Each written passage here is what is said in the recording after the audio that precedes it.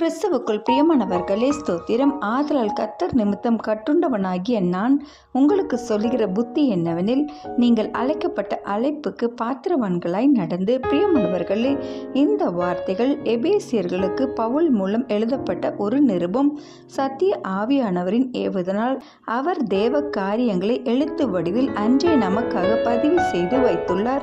இவர் கர்த்தருக்கு ஊழியம் செய்ய அழைக்கப்பட்டார். நாமும் அவரை போல தேவனுடைய காரியமாய் அழைக்கப்பட்டவர்களே. அழைக்கப்பட்டவர்கள் முதலில் தகுதிப்படுத்தப்படுகின்றார்கள். அந்த தகுதி என்னவெனில், மிகுந்த மனத்தாழ்மையும் சாந்தமும் நீடிய பொறுமையுடையவர்களாய் அன்பிலே ஒருவரை ஒருவர் தாங்கி சமாதான கட்டினாலும் தேவ ஆவி உடையவர்களாயும் இருக்க வேண்டும். இதுவே தேவ அழைப்பின் தகுதி. இவற்றையெல்லாம் நம்மை அழைத்தவராலே நமக்கு கொடுக்க முடியுங்க. நாம் பிறந்த நாள் முதல் பாவிகளாய் இருக்கின்றோம். நம்மை படைத்தவரால் அந்த பாவத்திலிருந்து நம்மை மீட்டு கொள்ள முடியும். அவராலே அழைக்கப்பட்டோம். ஆகையால் அவராலேயே தகுதிப்படுத்தவும் முடியும். அவரை வேண்டிக் கொள்ளுவோம். அவர் நம்மை தகுதிப்படுத்துவார். ஆமென்.